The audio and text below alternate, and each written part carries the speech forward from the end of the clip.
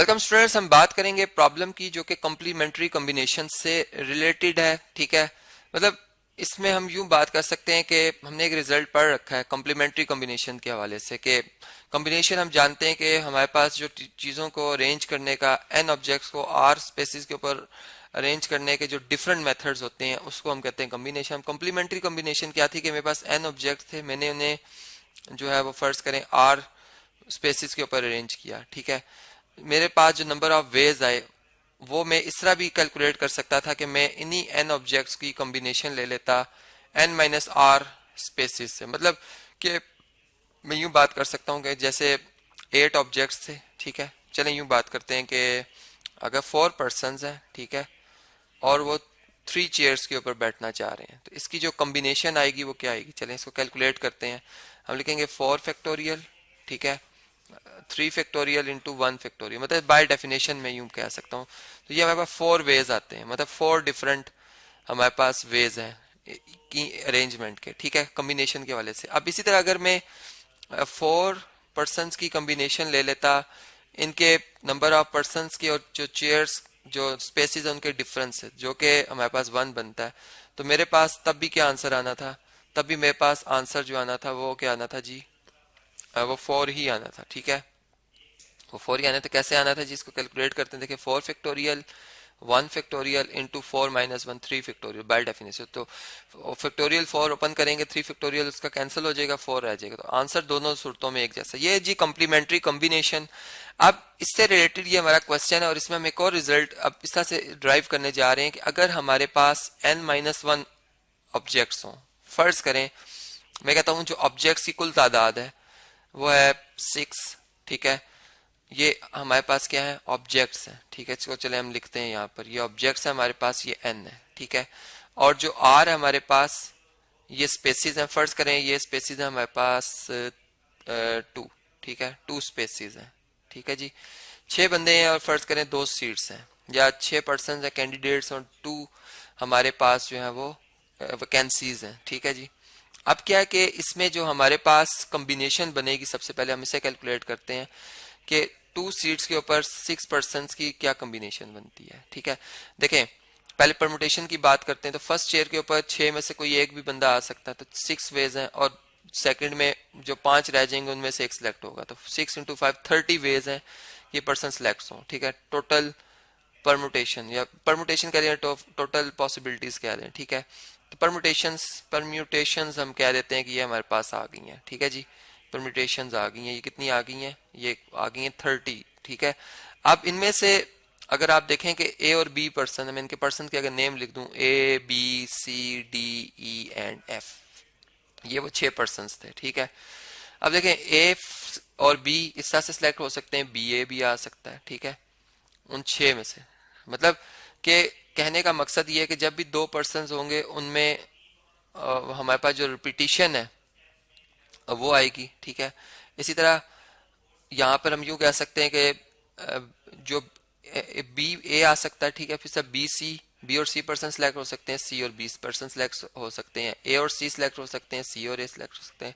ठीक है, तो यहाँ से फिर हमें पता चल रहा है कि इसमें तो रिपीटिशन है। हम डिफरेंट वेज के हवाले से जब बात कर रहे हैं तो हमें कॉम्बिनेशन की जो हमने एक डेफिनेशन पढ़ी थी कि जो 30 टोटल वेज हैं, इसमें चूंकि 2 पर्सन की 2 स्पेसिस के ऊपर जो हमारे पास कॉम्बिनेशन बनती है वो 2 ही बनती है। ठीक है, मतलब कि हर एक वैल्यू 2 दफा आएगी, तो हम 2 पे इसको डिवाइड कर देंगे। ठीक है, 2 पे इससे डिवाइड कर देंगे तो 15 डिफरेंट वेज आएंगे हमारे पास। ठीक है, और इसकी जब हम कॉम्बिनेशन का फार्मूला लगाते हैं N C 6 N C R जब हम लिखते हैं, ठीक है, मतलब 6C2 का, तो हम लिखते हैं 6 फैक्टोरियल ओवर 2 फैक्टोरियल और 6 माइनस इनका डिफरेंस लिया जाता है 4 फैक्टोरियल। तो देखें फैक्टोरियल जब ओपन होंगे 6 इंटू 5 आएगा। ठीक है, और मल्टीप्लाई बाय 4 फैक्टोरियल, ये डिवाइडेड बाय 2 फैक्टोरियल, 2 के इक्वल होता है 4 फैक्टोरियल। तो 4 फैक्टोरियल फिर 4 फैक्टोरियल से कैंसिल, 2 3 टाइम्स 6 होता है, तो 3 इंटू 5 15 वेज, ये हमारे पास आ गई इसकी कॉम्बिनेशन। ठीक है,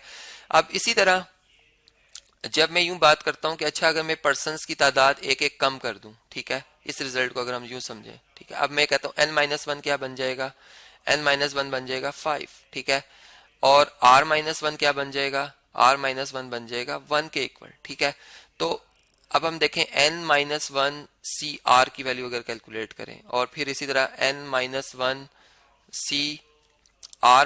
की वैल्यू कैलकुलेट करें तो इसका आंसर भी 15 आएगा। कैसे आएगा जी? देखें n-1 क्या है? n-1 है हमारे पास 5, तो 5 की कॉम्बिनेशन जब ली जाएगी r से, r कितना है 2, ठीक है। इसका जो आंसर आएगा इसमें हम प्लस कर देंगे n-1 जो कि 5 ही है, और इसकी कॉम्बिनेशन ली जाएगी जब किससे जी? r-1 से जो कि 1 है, ठीक है। अब देखें इनकी अगर कॉम्बिनेशंस को ऐड किया जाए तो इसमें हम मतलब वही रिजल्ट है जो ऊपर मैं आपको कंसेप्ट समझा रहा था। तो इसमें 5 फैक्टोरियल आएगा, 2 फैक्टोरियल आएगा और 3 फैक्टोरियल आएगा, ठीक है। जबकि यहाँ पे आएगा 5 फैक्टोरियल और 1 फैक्टोरियल और 4 फैक्टोरियल। 5 में से 1 माइनस करें तो 4 फैक्टोरियल आता है, ठीक है। ये आंसर आ रहा है हमारा। अब इसमें अगर इसको हम देखें तो ये 5 इंटू 4 इंटू 3 फैक्टोरियल, और ये आ रहा है 2 फैक्टोरियल, 2 के इक्वल होता है, मतलब प्रोडक्ट जब लेंगे तो ये 3 फैक्टोरियल, 3 फैक्टोरियल से कैंसिल हो जाएगा, 2 टाइम 4 होता है, यहाँ पे हमारा आंसर आ जाएगा 10, ठीक है। और प्लस अगर हम इस टर्म को सॉल्व करें तो 5 फैक्टोरियल को हम ओपन करें तो 5 इंटू 4 फैक्टोरियल ओवर 1 फैक्टोरियल 1 के इक्वल होता है, और 4 फैक्टोरियल, ठीक है। 4 फैक्टोरियल से कैंसिल, तो 10 प्लस 5 हमारे पास क्या वेज आए हैं? 15 वेज ही आ रहे हैं, ठीक है। ये तो बात हमने समझी इसको बाय प्रैक्टिकली, मतलब अपने आमने सामने एक एग्जाम्पल लेकर, ठीक है।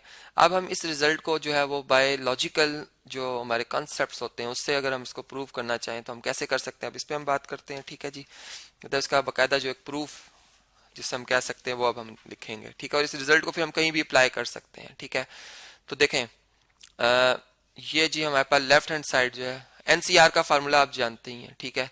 एनसीआर का आप फार्मूला जानते हैं। अगर मैं लेफ्ट हैंड साइड को देखूं तो मेरे पास लिखा हुआ है n-1 CR, तो इसको मैं कैसे ओपन करूंगा? n-1 फैक्टोरियल, ठीक है, ओवर r फैक्टोरियल और n-1 माइनस r फैक्टोरियल, मतलब उसी सेंस में जैसे एनसीआर को ओपन किया जाता है, प्लस n-1 r-1 कैसे ओपन होगा? n-1 फैक्टोरियल, ठीक है, ओवर r-1 फैक्टोरियल, ठीक है, और इनटू अब n-r लिखना है, तो n हमारा n-1 है और r हमारा r-1 है, तो यहाँ ब्रैकेट पुट करेंगे r-1 और इसको फैक्टोरियल में लिख देंगे, ठीक है। ये आ गया हमारा आंसर। अब देखें इसे हम लिख सकते हैं n-1 फैक्टोरियल, ठीक है, ओवर r फैक्टोरियल, और इसे हम लिख सकते हैं n-r-1 फैक्टोरियल, मतलब तरतीब मैंने इस तरह से लिखी कि r को इधर शिफ्ट किया और 1 को r की जगह पे, साइन चेंज नहीं होंगे। जबकि यहाँ पर हमारे पास क्या लिखा आ रहा है जी? n-1 फैक्टोरियल, ठीक है, ओवर r-1 फैक्टोरियल, ठीक है जी, r-1 फैक्टोरियल, और यहाँ से जब हम n-1 माइनस r प्लस 1 लिखेंगे, जब ब्रैकेट ओपन करेंगे साइन चेंज होंगे, तो ये 1 इस 1 से कैंसिल हो जाएगा, ठीक है। और हमारे पास जो है वो क्या रिजल्ट आएगा? हमारे पास रिजल्ट आएगा n-r, ठीक है, n-r फैक्टोरियल, ठीक है जी, ये आ जाएगा। तो देखें अब हम यहाँ तक हम पहुंच चुके हैं।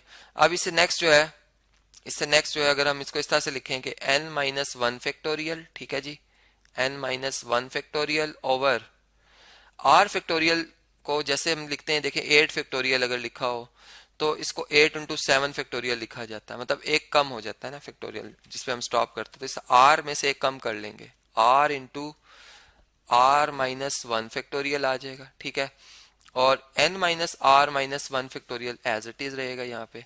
जबकि यहाँ पे अगर आप देखें तो n-1 फैक्टोरियल, ठीक है, r-1 फैक्टोरियल, ठीक है, r-1 फैक्टोरियल, n-r को हम यूं लिख सकते हैं कि n-r एक बड़ा नंबर है इंटू n-r में से एक कम कर लें, जैसे मैंने अभी 8 फैक्टोरियल को बताया था, 8 इंटू 7 फैक्टोरियल लिख सकते हैं, ठीक है।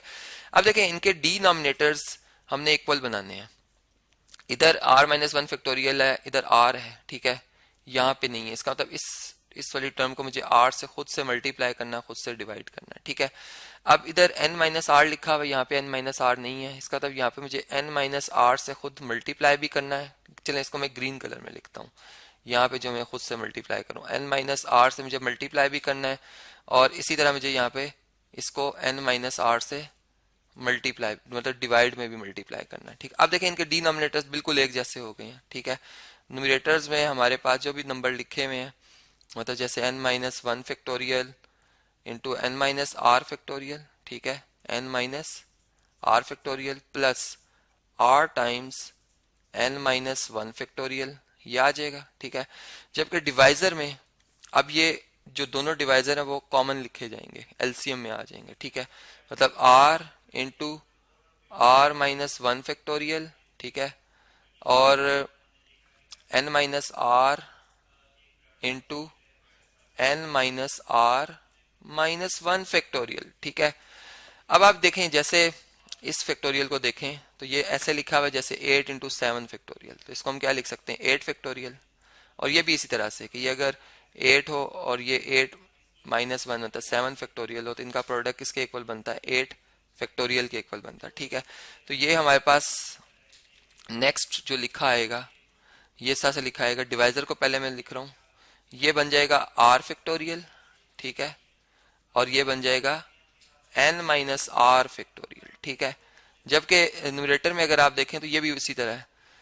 चलें, बल्कि इसमें से आप देख रहे हैं कि एन माइनस वन फैक्टोरियल इसमें भी लिखा हुआ है और एन माइनस वन फैक्टोरियल इसमें भी लिखा हुआ है। अगर हम N minus one factorial common ले लें, ठीक है, तो यहाँ से डिवाइड होने के बाद एन माइनस आर बच जाएगा और यहाँ पर एन माइनस वन डिवाइड होने के बाद प्लस आर बच जाएगा, ठीक है। आर आर से कैंसल, आर आर से क्या हो जाएगा जी, कैंसल हो जाएगा यहाँ पे इस तरह से, और हमारे पास जो रिजल्ट आ जाएगा वो कुछ इस तरह से आएगा कि एन बच जाएगा यहाँ पर सिंपल, और इसका प्रोडक्ट आ रहा है एन माइनस वन फैक्टोरियल से ओवर आर फैक्टोरियल और एन माइनस आर फैक्टोरियल। अब नेक्स्ट स्टेप अगर हम देखें तो इसे हम एन फैक्टोरियल लिख सकते हैं, बिल्कुल उसी डेफिनेशन से जैसे मैं ऊपर भी बताता चला आ रहा हूँ, ठीक है, आर फैक्टोरियल और एन माइनस आर फैक्टोरियल। तो देखें ये तो एनसीआर का फार्मूला है, कॉम्बिनेशन का एन ऑब्जेक्ट्स और आर स्पेसिस का, जो कि हमारी राइट हैंड साइड है, राइट हैंड साइड है। तो ये रिजल्ट फिर हमारे ऐसा से हम कह सकते हैं जी प्रूव्ड हो गया, ठीक है, उसी लॉजिक से और उसी मैथ्स के रूल से जो कि हम ऑलरेडी अपनी जूनियर क्लासेस में पढ़ते आए हैं कि कैसे एक इक्वेशन को सॉल्व किया जाता है, कैसे फ्रैक्शंस को ऐड या सब्ट्रैक्ट किया जाता है। तो ये था जी हमारा कॉम्प्लीमेंट्री जो कॉम्बिनेशन है उससे रिलेटेड प्रॉब्लम।